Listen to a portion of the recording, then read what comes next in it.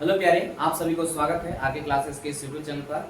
हम लोग क्लास 10 का मैथ में आज चैप्टर नंबर 12 पढ़ने जा रहे हैं। चैप्टर नंबर 12 करने का मतलब है कि इसमें एरिया रिलेटेड टू सर्कल्स दिया हुआ है, यानी कि वृत्तों से संबंधित क्षेत्रफल। यहाँ पर वृत्त से संबंधित क्षेत्रफल सीखना है, जो मेंसुरेशन हम लोग को सीखना है वो सीखना है इसमें, है ना। यानी कि क्षेत्रमिति, जो वृत्त का क्षेत्रफल वृत्त के अंदर में त्रिभुज बना देगा, बाहर से त्रिभुज बना देगा, अंदर में चतुर्भुज बना देगा, बाहर से चतुर्भुज बना देगा, है ना। इस तरह से कुछ सवाल इसमें रहेगा, यानी वृत्त से रिलेटेड सवाल इसमें रहेगा, उसको हम लोग को सीखना है। यानी कि वृत्त से संबंधित प्रश्न इसमें है।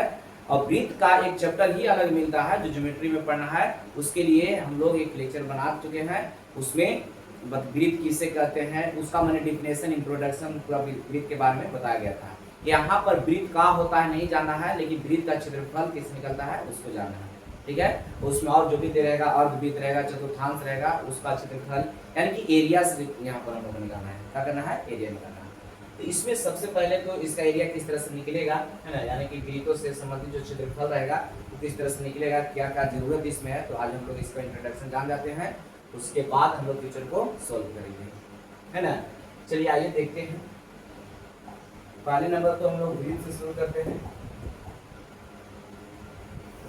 वृत्त किसे कहते हैं बता दिया गया था कि एक समतल में एक बिंदु से, समतल प्लेन में एक बिंदु से समान दूरी पर समस्त बिंदुओं से बने हुए आकृति को हम लोग क्या करते हैं? वृत्त कहते हैं। समतल में एक निश्चित बिंदु से समान दूरी पर समस्त बिंदुओं से बने हुए आकृति को क्या करते हैं?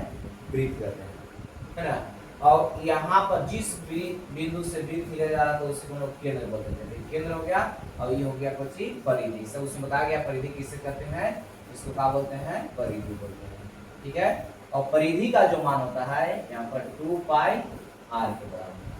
परिधि का मान कितना बराबर? 2 पाई r के मान। और केंद्र से पहले तक की दूरी को वहां बताया गया और त्रिज्या होता है। यहाँ से यहाँ तक की दूरी है ये त्रिज्या है, त्रिज्या को हम लोग r से, त्रिज्या को r से लिखते हैं, ठीक है। अब ध्यान दीजिएगा, केंद्र से होते हुए दोनों ओर परिधि तक के दूरी को हम लोग व्यास कर रहे हैं। केंद्र से होते हुए दोनों ओर परिधि तक के दूरी को हम लोग क्या कर रहे हैं? व्यास। इसको हम लोग d से लिखते हैं। व्यास को किसको लिखते हैं? d से। तो केंद्र से परिधि तक की दूरी को त्रिज्या कर रहे थे, तो यहाँ से केंद्र से दूरी हो गया तो त्रिज्या को हम लोग r से लिखते हैं, और पूरा जो हो गया से केंद्र से परिधि तक के दूरी को हम लोग कहते हैं व्यास कहते हैं। यहाँ पर व्यास हो गया, ये था, इसका नाम लिख देते हैं कि व्यास हो गया, ठीक है। और व्यास हमेशा त्रिज्या का दोगुना होता है, ध्यान दीजिएगा। व्यास जो होता है, व्यास हमेशा त्रिज्या का दोगुना होता है, त्रिज्या का दोगुना होता है। व्यास हमेशा त्रिज्या का होता है? दोगुना होता है। तो जब व्यास त्रिज्या का दोगुना होता है तो हम लोग कह सकते हैं त्रिज्या जो है व्यास का आधा होगा, तब तो उसको सिद्ध होना है। तो त्रिज्या व्यास से हमेशा आधा होता है, आधा होता है, ठीक है। त्रिज्या जो है व्यास से क्या होता है? आधा होता है। आधा करने को लोग समझ रहे हैं, उसका हाफ हो गया। अब यहाँ पर देखते हैं कि इसको लिख दे क्या आधा होता है, लेकिन उससे हमको मतलब नहीं कितना होता है, फॉर्मूला से हम लोग का मतलब रहेगा इसमें त्रिज्या को, यहाँ शॉर्ट में अगर लिखना चाहते हैं तो लिख देते हैं कि त्रिज्या को हम लोग r से लिखते हैं, व्यास को d से लिखते हैं, क्षेत्रफल को a से लिखते हैं, है ना, इस तरह से। तो यहाँ पर बताइए त्रिज्या पूछेगा तो व्यास बटा 2 हो जाएगा। इसके अनुसार जो पॉइंट लिखा गया है कि त्रिज्या में बोला गया कि त्रिज्या जो होता है व्यास का आधा होता है, यानी कि व्यास बटा कितना हो जाएगा? 2 हो जाएगा। त्रिज्या बराबर व्यास बटा का होता है 2। व्यास का मान दे रहेगा, त्रिज्या निकालना होगा तो व्यास में 2 से काट कर देंगे, भाग दे देंगे, उसका त्रिज्या निकल जाएगा। अगर व्यास का मान निकालना होगा, किसका मान? व्यास का मान, तो यहाँ पर त्रिज्या में 2 से काट कर देंगे, गुना कर देंगे, त्रिज्या में 2 से गुना कर देंगे, निकल जाएगा किसका मान? व्यास का मान। या इसको 2r भी लिखते हैं, इसको 2r, इसको यहाँ पर लिख देते हैं, इसी को d बटा 2 इसको लिखते हैं। d हो गया व्यास के लिए और 2 है बटा, ठीक है। तो अभी याद रखना है कि त्रिज्या बराबर व्यास बटा 2 और व्यास बराबर 2 गुने त्रिज्या यानी कि 2r। ठीक है, चलिए थोड़ा सा आगे बढ़ते हैं। पूछेगा वृत्त की परिधि, वृत्त की परिधि, तो परिधि बराबर होता है 2 पाई r। पाई एक कांस्टेंट वैल्यू है, बताया गया होगा, पाई एक कांस्टेंट वैल्यू है और इसका जो मान होता है 22 बटा कितना होता है 7 या 3.14 और जरूरत के अनुसार किताब में और इसमें दिया हुआ रहता है कि पूरा पूरा नहीं है कि 3.14 होगा, है ना। तो उसमें लिख भी देता है कभी कभी क्वेश्चन में कि इसका जो मान है पाई का मान 3.14 लेके चलिए या 22/7 लेके चलिए या 141 करके इस तरह से कुछ और आगे दे रहता है। ठीक है, ये हो गया पाई के मान। तो परिधि बराबर का हो गया 2 पाई r। अगर पूछेगा कि वृत्त का क्षेत्रफल, वृत्त का क्षेत्रफल इसका होता है पाई r स्क्वायर। वृत्त का क्षेत्रफल कितना हो जाएगा पाई r स्क्वायर। इसमें तो ज्यादा कुछ नहीं रहेगा, इसमें रहेगा ही कि त्रिज्या निकालना है तो व्यास दे रहेगा, वह देगा कि व्यास दे रहा है तो उसका निकालिए त्रिज्या, है ना। और अगर यहाँ पर व्यास अगर निकालना होगा तो त्रिज्या दे रहेगा तो व्यास। और यहाँ पर देखिए एक होता है कि परिधि बराबर हम लोग जान गए कितना जाने, परिधि बराबर 2 पाई r। तो ये परिधि और यहाँ से 2r इधर आएगा तो परिधि और व्यास का जो अनुपात होता है वही का हो जाता है पाई का मान होता है। देखिए 2r है, इधर आएगा तो परिधि बटा व्यास हो जाएगा, तो कांस्टेंट मान है ना।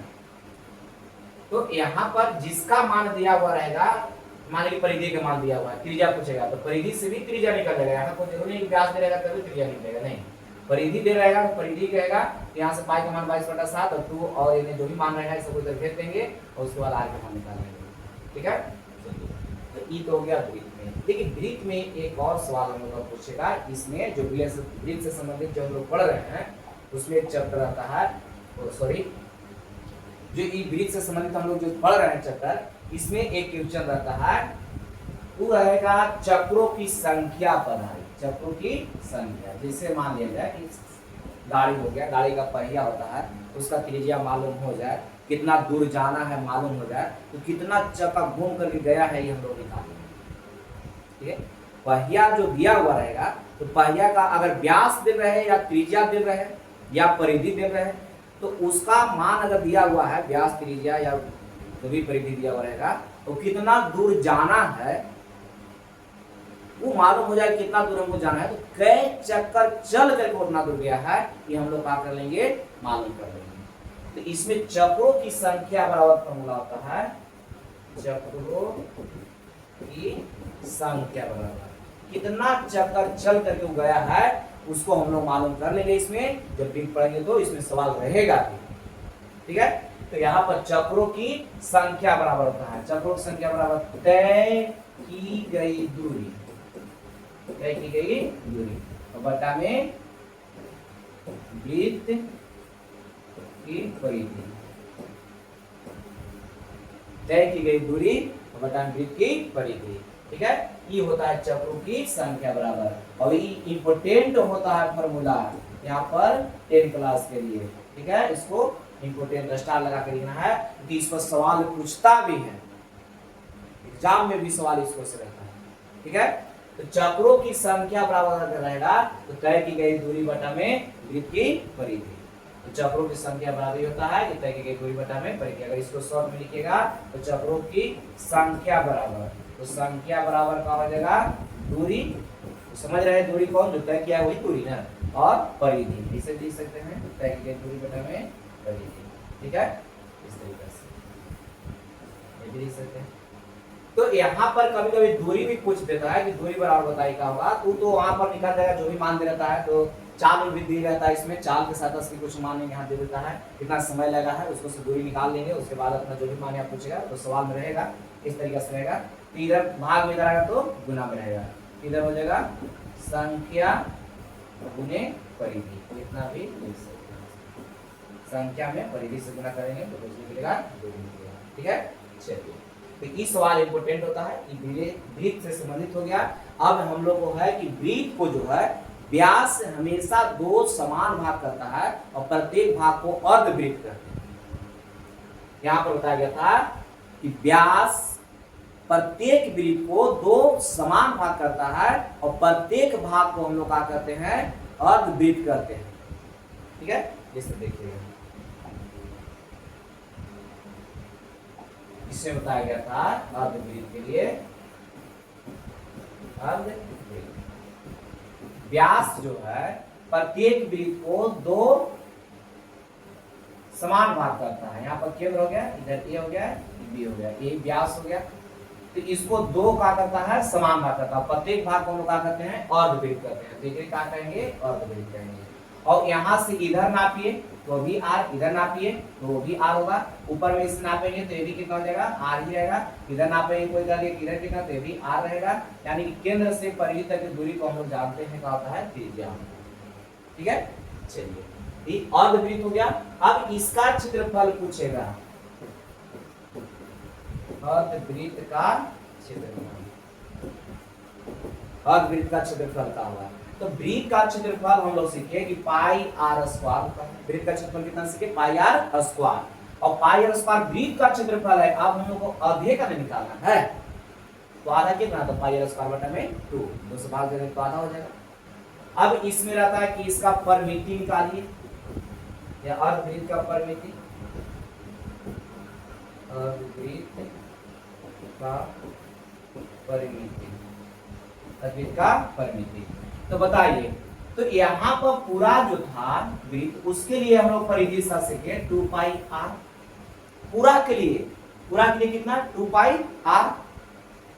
तो 2 पाई आर पूरा के लिए है कि हमको आधे के लिए निकालना। तो आधा के अगर कोई पूछे कि इतना दूरी का बताइए कितना हो जाएगा, तो ये हो जाएगा पाई आर।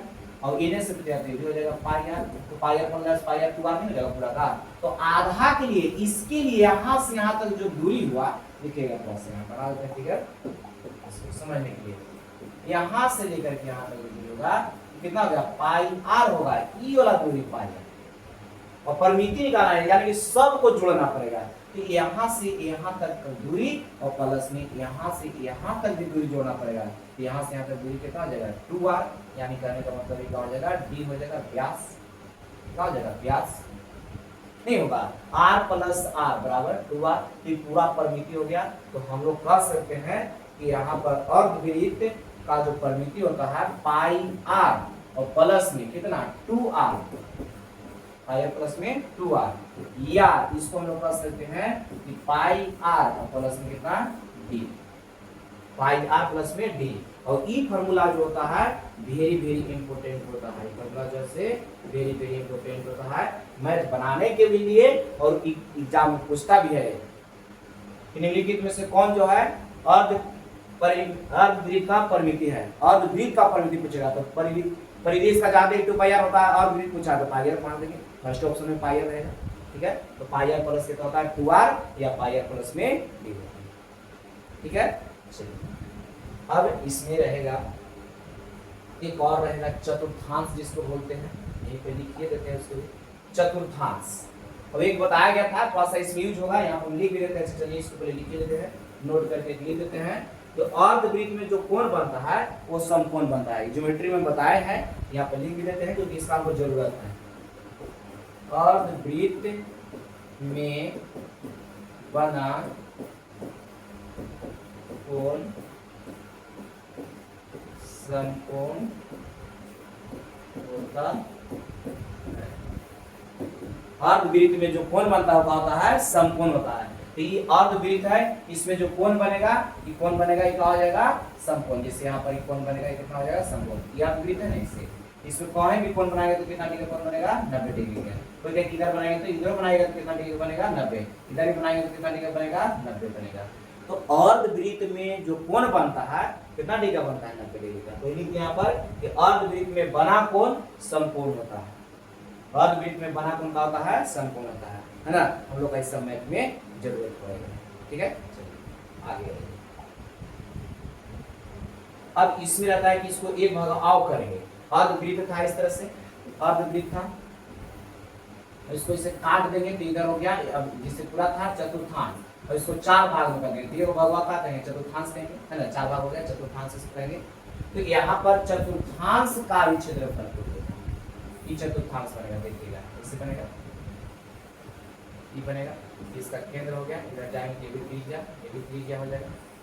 ठीक है, अब देखिए पास है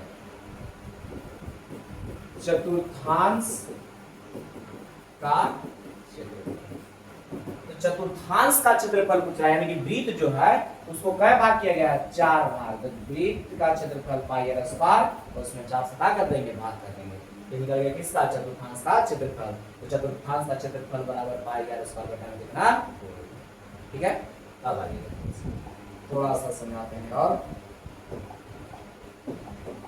कि यहाँ पर अर्धवृत्त था, तो इसके लिए इसका मान चाप की लंबाई जो था कितना हो गया, पाई r, कितना हो गया, पाई r। यहाँ से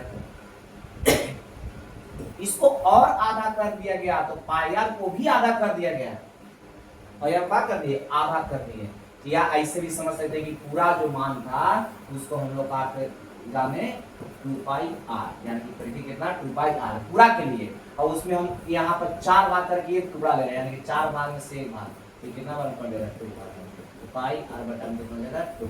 तो इसका जो मान होगा यहाँ से लेकर के यहाँ तक का जो मान होगा ये कितना होगा, तो ये हो जाएगा पाई r बटा में, यहाँ से यहाँ तक मान कितना, पाई r बटा में 2। अगर इसका लंबाई सिर्फ पूछता है, चाप जो दिया गया इसका लंबाई सिर्फ, तो पाई r बटा में कितना 2। ठीक है, और यहाँ पर अगर पूरा का परिमिति पूछेगा, यहाँ पर यहाँ लिखेगा चतुर्थांश का परिमिति, चतुर्थांश का परिमिति, तो इसका लंबाई यानी कि पाई r बटा में 2 और प्लस, यहाँ पर बताइए आप लोग इसमें इसको भी तो जोड़ना पड़ेगा, तो यहाँ से यहाँ तक r है, इसको जोड़ना पड़ेगा, और यहाँ से यहाँ तक जोड़ना पड़ेगा, ये r और ये भी r, तो इधर से r प्लस r यानी कि 2r हो जाएगा। यहाँ पर कितना हो जाएगा 2r,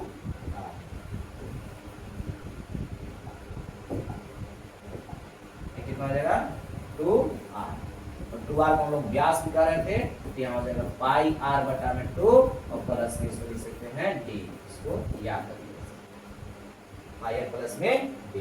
ठीक है, तो ये हो गया किसका, चतुर्थांश का।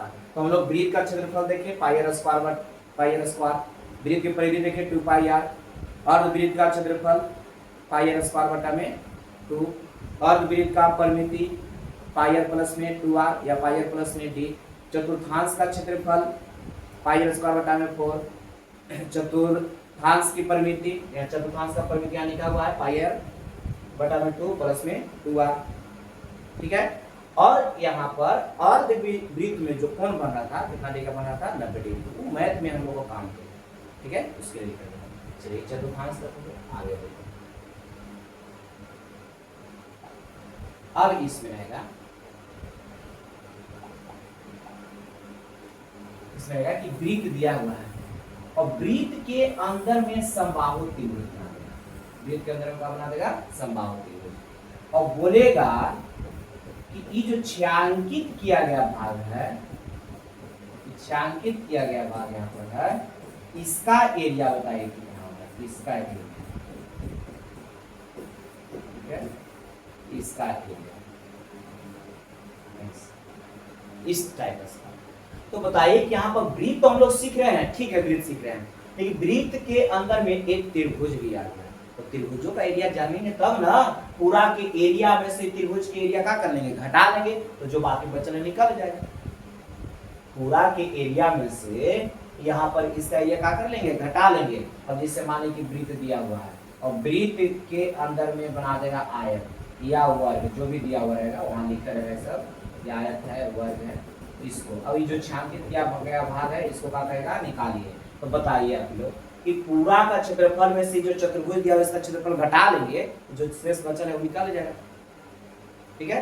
तो इसको घटाने के लिए इसका एरिया चाहिए, तो चाहिए तो अब यहाँ आयत वर्ग इस तरह का क्षेत्रफल अब सीखना पड़ेगा।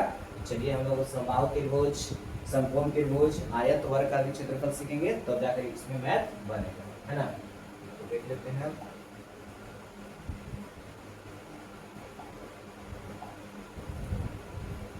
पहले नंबर लिखते हैं हम लोग समबाहु त्रिभुज, समबाहु त्रिभुज। समबाहु त्रिभुज में जानते हैं सभी भुजा का होता है इसका बराबर।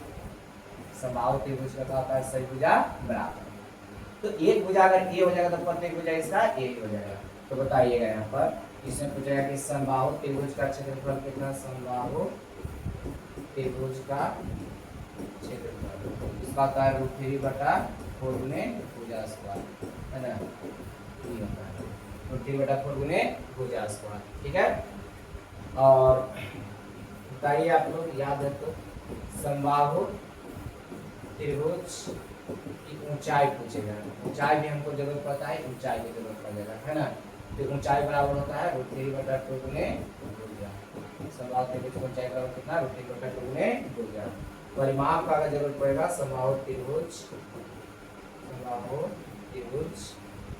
का परिमाप, समबाहु त्रिभुज का परिमाप। तो परिमाप करने का मतलब सभी भुजा का योग, सब भुजा को जोड़ेंगे तो क्या होगा? 3 को ए है, ए प्लस ए यानी 3 गुने भुजा हो जाएगा, 3 गुने, ठीक है।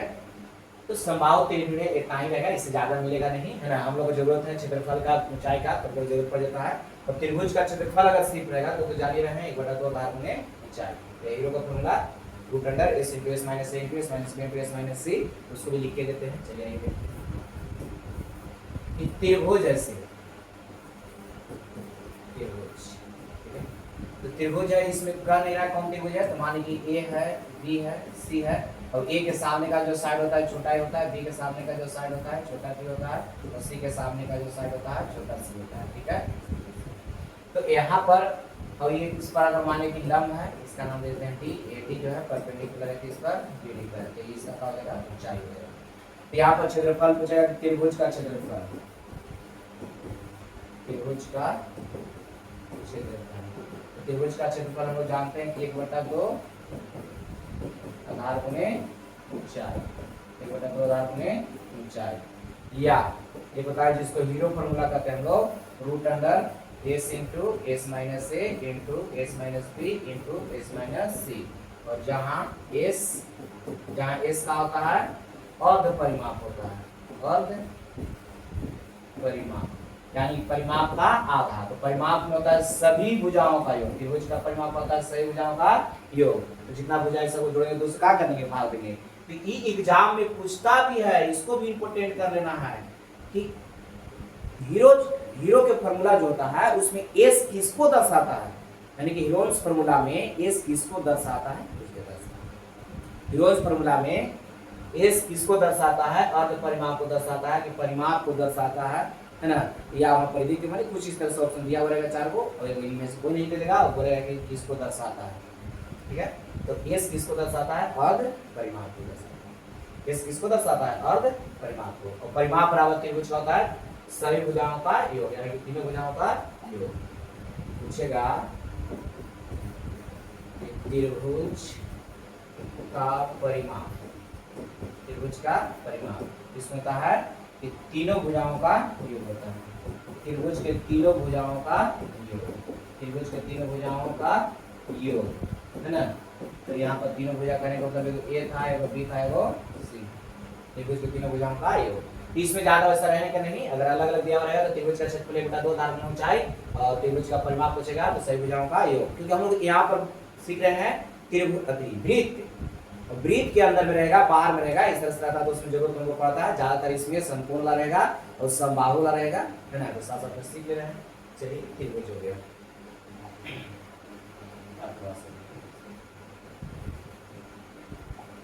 अब इसमें लिख देते हैं समकोण, इसका भी जरूरत पड़ जाता है।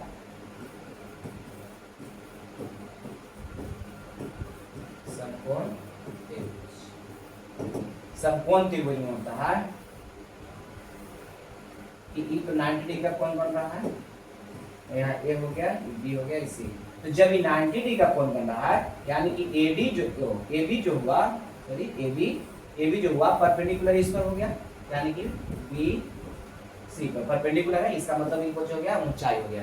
टी ऊंचाई हो गया, जिस पर परपेंडिकुलर रहता है वही क्या होता है? बेस होता है। टी ऊंचाई हो गया, बेस हो गया, इसका क्षेत्रफल 1/2 आधार में ऊंचाई, तो लंब अभी आधार। तो यहाँ पर हम लोग कह सकते हैं कि समकोण त्रिभुज का जो क्षेत्रफल होता है, समकोण त्रिभुज का क्षेत्रफल, समकोण त्रिभुज का क्षेत्रफल 1/2 और समकोण बनाने वाले भुजाओं का गुणनफल, समकोण बनाने वाले भुजाओं का गुणनफल है। कोई पूछेगा कि बताइए समकोण त्रिभुज का क्षेत्रफल क्या होता है, तो समकोण त्रिभुज का क्षेत्रफल 1/2 और समकोण बनाने वाली भुजाओं का गुणनफल बटा, और 1/2 तो लिख दिए पहले ही, समकोण बनाने वाली भुजाओं का गुणनफल बटा में 2, समकोण बनाने वाली भुजाओं का गुणनफल बटा में कितना होता है, 2 होता है। समकोण बनाने वाली भुजाओं का गुणनफल और बटा में 2, ठीक है। समकोण त्रिभुज का क्षेत्रफल हो गया है ना। इसमें समकोण त्रिभुज में इससे बना देगा, यहाँ पर दिया हुआ रहेगा इस तरीके से, यहाँ पर दे देगा कि समकोण त्रिभुज है, तो जो बाकी भाग है इसको निकालिए, कब के ई दे रहेगा, ई दे रहेगा, ई निकालने के लिए रहता है क्योंकि केंद्र से होकर के गुजर जाता है, ई निकालेंगे तब उसको आधा आधा करेंगे तो कहा जाएगा ये त्रिज्या होगा। तो बताइएगा थोड़ा सा, अब इसको निकालना होगा, इसका मान दे रहेगा, इसका मान दे रहेगा, तो इसको निकालेंगे, यानी कि 90 के सामने का भुजा होता है कर्ण होता है। तो समकोण त्रिभुज में एक संबंध बताया गया होगा, समकोण त्रिभुज में संबंध जितना जरूरत है मैथ में सब हम यहाँ पर बता रहे हैं ना, क्योंकि मैथ हम लोग बनाते रहते हैं तो उसमें पता रहता है कहाँ पर कौन चीज लगेगा। तो समकोण त्रिभुज में संबंध इसमें बताया गया होगा, कर्ण स्क्वायर बराबर में लंब स्क्वायर प्लस में आधार स्क्वायर। समकोण त्रिभुज में संबंध क्या होता है, तो कर्ण स्क्वायर बराबर में लंब स्क्वायर प्लस में आधार स्क्वायर, ठीक है। चलिए कोई भी चैप्टर हम लोग पढ़ते हैं तो उसमें तो सब चीज बता दिया जाता है जो हमको जरूरत रहता है, जानते हैं या नहीं जानते हैं उससे कोई मतलब नहीं रहता है। बस हम लोग का जो एक्सरसाइज चलता है, जो भी चैप्टर चलता है उसमें जो चीज जरूरत रहता है वो चीज हम लोग क्या करते हैं, सीख लेते हैं, तब उसके बाद एक्सरसाइज को चालू करते हैं, ठीक है। चलिए ये हो गया समकोण त्रिभुज में संबंध, कर्ण का स्क्वायर बराबर लंब स्क्वायर प्लस आधार स्क्वायर। यहाँ तक कोई दिक्कत नहीं होना चाहिए, चलिए आगे बढ़ते हैं। अब इसमें मिलता है त्रिभुज में तो समकोण त्रिभुज हो गया, एक वार पॉइंट यहाँ पर लिख देते हैं, किसी त्रिभुज के यहाँ लिख देते हैं, किसी त्रिभुज के सभी माध्यिकाएं, किसी त्रिभुज के सभी माध्यिकाएं एक ही बिंदु से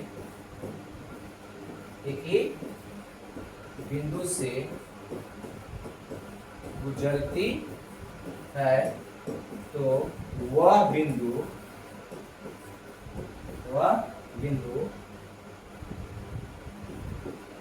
सभी माध्यिकाओं को 2:1 के अनुपात में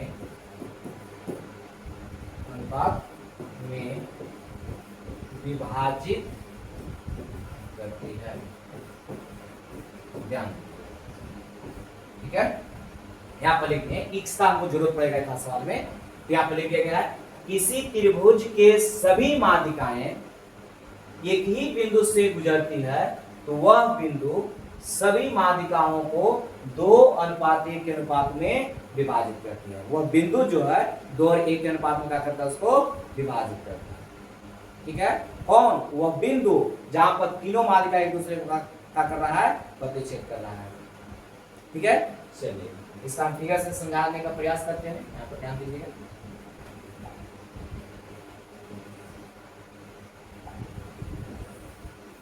ये हो गया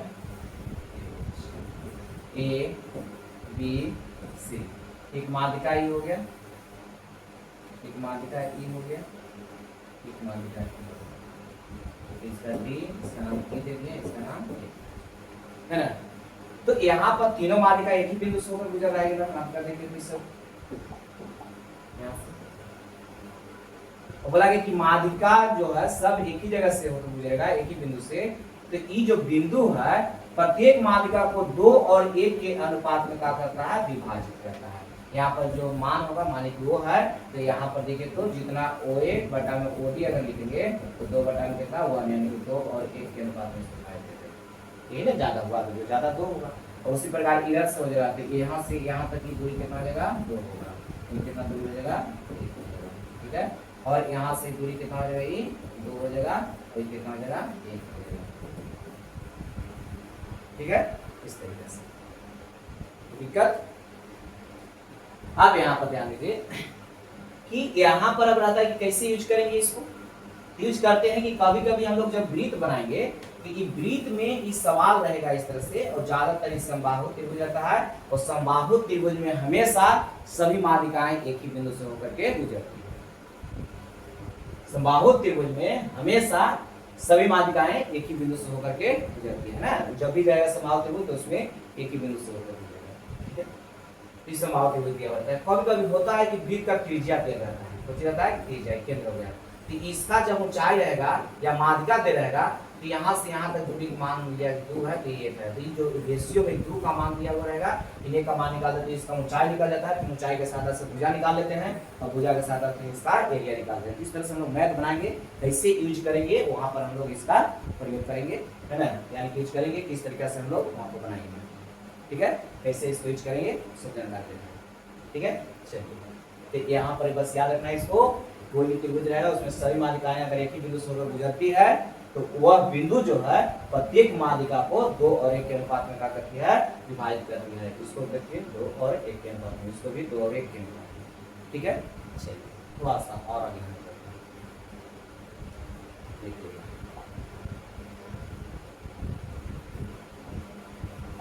हम लोग यहाँ पर देख रहे हैं आयत के बारे में सीख लेते हैं, क्योंकि आयत में मिलते रहता है।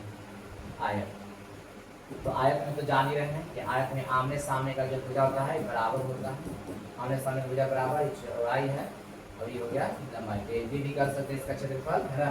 तो आयत का क्षेत्रफल, आयत का लंबाई गुने चौड़ाई, लंबाई गुने क्या होता है चौड़ाई, इसको एल भी लिख सकते हैं, है ना।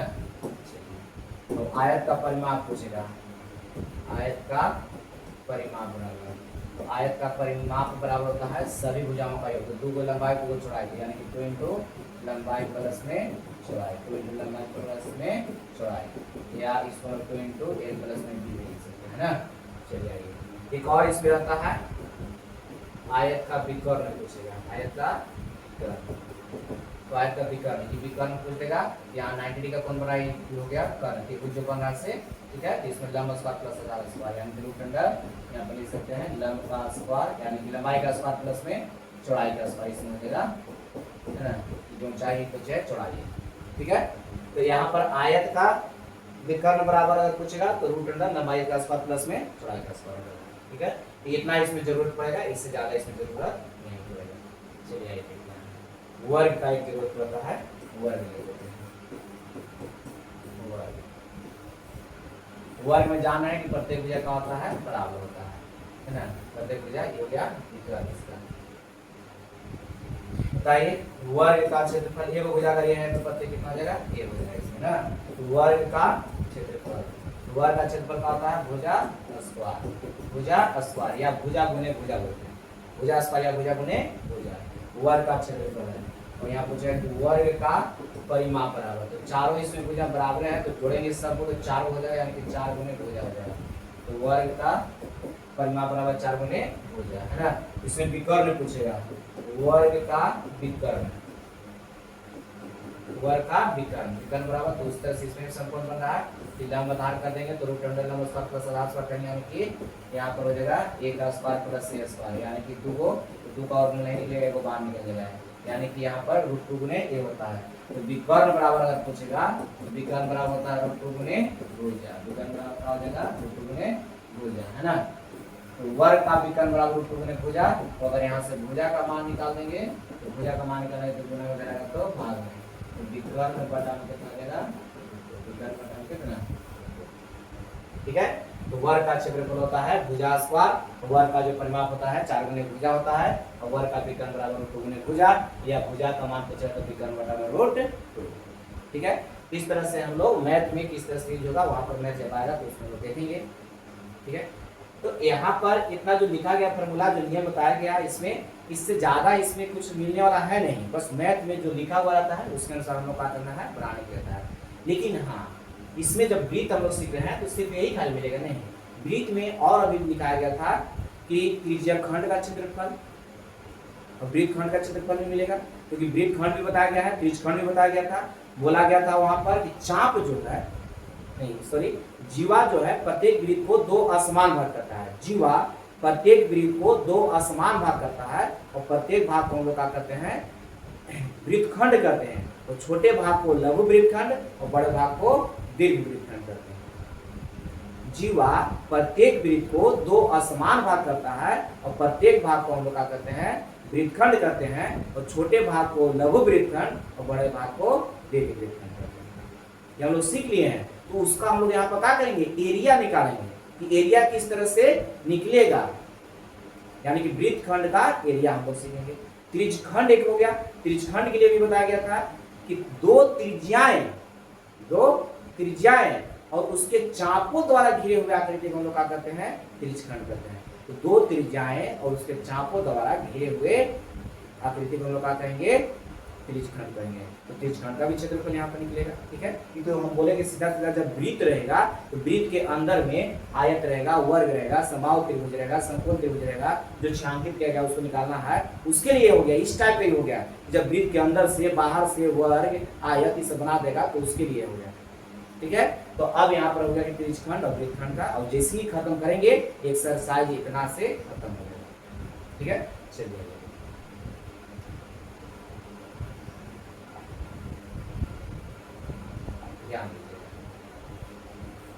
यहाँ दे देते हैं त्रिज्यखंड,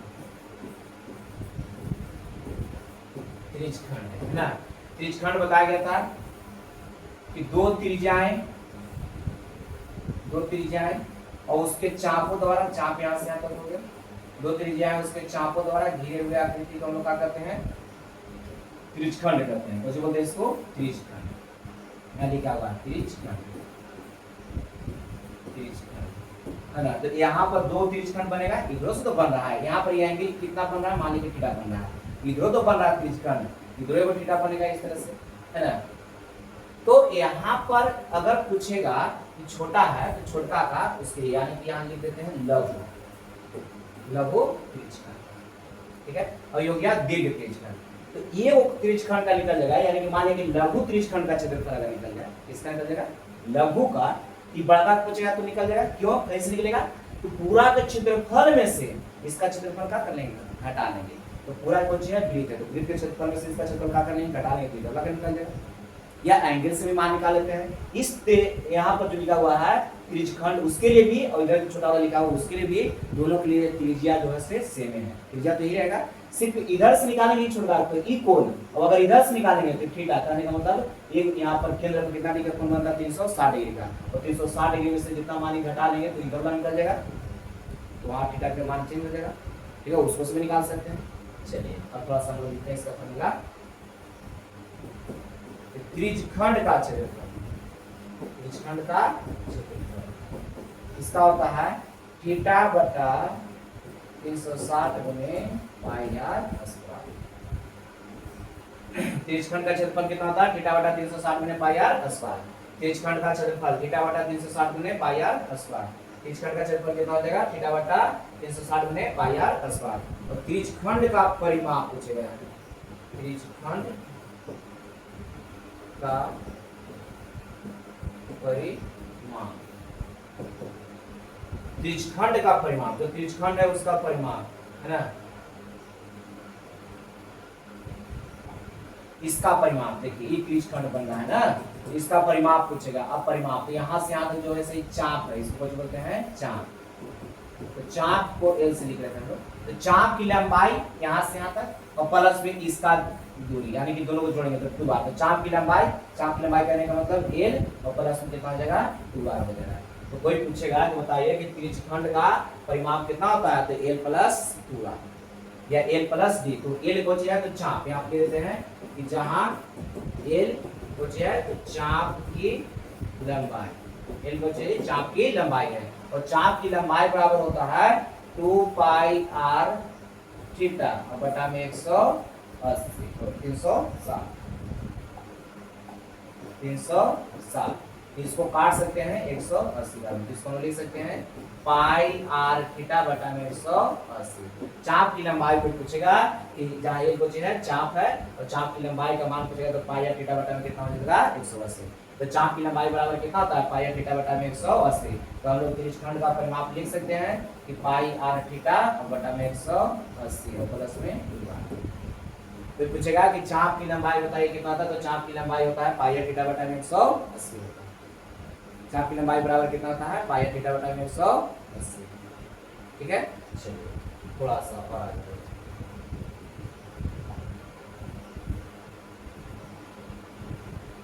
त्रिज्यखंड का परिमाप हो गया है ना। और यहाँ पर एल चाप की लंबाई है, चाप की लंबाई बराबर पाई आर थीटा बटा 180, क्योंकि इस पर मैथ भी बनेगा, इसको थोड़ा सा इंपोर्टेंट रखिएगा है ना, इस पर मैथ भी बनेगा, चाप की लंबाई बराबर हो गया। और बाकी तो मैथ से बनेगा, दीर्घ त्रिज्यखंड का क्षेत्रफल निकालने की जरूरत नहीं है, इसका बताइए दीर्घ गोला के, तो दीर्घ गोला की इसलिए नहीं बता रहे हैं क्योंकि वहां मैथ जब दे रहेगा तो उसके अनुसार हम लोग बनाएंगे, तो इसका पूछेगा तो पूरा के क्षेत्रफल यानी वृत्त के क्षेत्रफल में से घटा लेंगे तो इसका निकल जाएगा। ठीक है, उस तरह से बनेगा। चलिए एक और है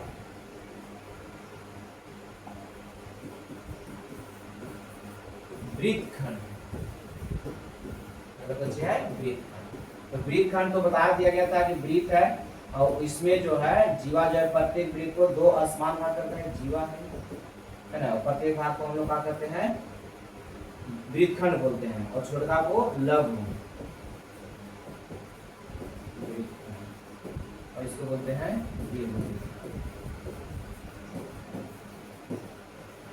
दीर्घ है ना। और यहाँ ये हो गया केंद्र, ये हो गया इसमें कोण बनेगा, त्रिज्या होगा, ये हो गया त्रिज्या, यहाँ पर बन गया कोण, इसका एरिया पूछ देता है ना। तो बताइए कि इसको एरिया किस तरह से मिलेगा, तो देखिएगा इसका एरिया किस तरह से। पहले सवाल ही पूछते रहता था, अब नहीं इस पर पूछता है सवाल। वृत्तखंड का क्षेत्रफल पूछेगा, वृत्तखंड का क्षेत्रफल होता है थीटा बटा 360 गुने pi r square minus 1/2 r square sine theta. वृत्तखंड का क्षेत्रफल होता है थीटा बटा 360 गुने pi r square minus 1/2 r square sine theta.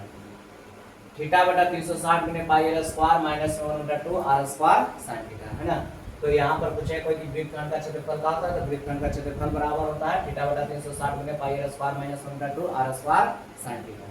ठीक है, तो इतना जो इसमें बताया गया फॉर्मूला, इसको सिर्फ याद रखिएगा। इसमें बहुत ज्यादा फॉर्मूला जो है आप लोग को याद है, ऐसा नहीं कि हम अलग से कुछ लिखवाए हैं। इससे आयत वर्ग वृत्त का भी क्षेत्रफल सब याद होगा है ना, तो ये सब याद रखना है। और इसको याद अगर रहेगा ना, जो लोग इसको याद कर लिए तो ये एक्सरसाइज में कोई दिक्कत नहीं हुआ कहीं, और अगर नहीं याद होगा तो ये दिक्कत होगा है ना। चलिए एक और इसमें खाली लिख लेते हैं, देखो वेरी इंपोर्टेंट है कि पूछते रहता है एग्जाम में है ना, जो इंपोर्टेंट रहता है उसमें टिक करवा देते हैं, वेरी लिखवा देते हैं, स्टार मार्क लिखवा देते हैं, वो उसी टाइप का सवाल ज्यादा रहेगा। एक पूछेगा वलय यानी कि रिंग, रिंग का क्षेत्रफल पूछेगा, रिंग का क्षेत्रफल। रिंग करने का मतलब इस तरीके से बनेगा है ना, जो सेकेंडरी छोटा आर है और इसको मान लें बड़ा का आर है, इसका क्षेत्रफल पूछ रहा है तो पूरा के क्षेत्रफल में से इसका घटा लेते हैं, यानी कि pi into r square minus r square है ना, r square minus r square, pi into r square minus कितना आर स्क्वायर होता है ना। पूरा के क्षेत्रफल पाई आर स्क्वायर बड़ा और माइनस में फिर छोटा पाई आर स्क्वायर, उसमें से पाई कॉमन लिए तो पाई इंटू इसको आर प्लस आर भी लिख सकते हैं, इंटू में आर माइनस आर, ये क्योंकि ए स्क्वायर माइनस बी स्क्वायर पर एक बार जोड़ते के बाद क्या करते हैं घटाते हैं। ठीक है, तो वलय का क्षेत्रफल pi into r square minus r, यानी बड़ा माइनस छोटा आर स्क्वायर। ठीक है, चलिए वलय का क्षेत्रफल हो गया। तो अब नहीं लगता है कि इसको से ज्यादा पूछेगा, सकेंद्रीय वृत्त पूछेगा तो यही सकेंद्रीय वृत्त है ना, वलय जो हो गया इसका हो गया सकेंद्रीय वृत्त हो गया, उसमें पूरा का क्षेत्रफल में से इसका क्षेत्रफल होगा। तो चलिए इससे ज्यादा तो नहीं पूछेगा है ना, इसमें तो और कुछ है नहीं, चक्रों की संख्या बता दिया गया है, बाकी किलोमीटर से मीटर में बदलना है, सेंटीमीटर में बदलना है, तो उसे बताने वाली चीज नहीं है, उससे तो सवाल बनेगा वहीं पर बता दिया जाएगा है ना। चलिए देखिए यहाँ पर वृत्त का क्षेत्रफल हम लोग सीख रहे थे, इसको याद रखिएगा थोड़ा सा ज़्यादा, ये सब ज़्यादा मिलेगा क्योंकि वृत्त हम लोग को पढ़ना है, बाकी उसमें जो यूज होने वाला है जितना भी मैथ उत्तर रहेगा उस पर बनेगा, उसके लिए बताया गया है। ठीक है, तो आज हम लोग वृत्त से संबंधित जो चैप्टर पढ़ रहे हैं यानी कि स्टार्ट किए हैं ब्रीथ से संबंधित जो चैप्टर स्टार्ट किए हैं उसका इंट्रोडक्शन जाने, है ना। इंट्रोडक्शन कहने का मतलब है कि जो उसमें जो जरूरी है, यानी कि चैप्टर 12 था, कितना चैप्टर था ये, चैप्टर नंबर 12। चैप्टर नंबर 12 में जितना भी यूज होने वाला चाहिए था, यानी कि जो फॉर्मूला इसमें था उस फॉर्मूला को क्या किया गया, बता दिया गया, है ना। अगला क्लास में ब्रीथ से संबंधित क्षेत्रफल जो एक्सरसाइज है, यानी कि चैप्टर जो दिया गया होगा, एक्सरसाइज बनाया होगा 12, उसको हम लोग क्या करेंगे, क्वेश्चन को बनाएंगे, है ना। एक एक करके सवाल को बनाएंगे, समझेंगे किस तरीके से सवाल बनेगा, जो फॉर्मूला लिखाया गया है इसका यूज वहाँ पर किस तरह से होता है उसको हम लोग सीखेंगे, ठीक है। तो इसको एक बार थोड़ा सा बढ़िया से देख लीजिएगा आप लोग, और जितना भी नियम कानून बताया गया इसमें उसको याद रखना है, और फिर हम लोग अगला क्लास में 12 जो एक्सरसाइज होगा उसको हम लोग स्टार्ट करेंगे, ठीक है। आज के लिए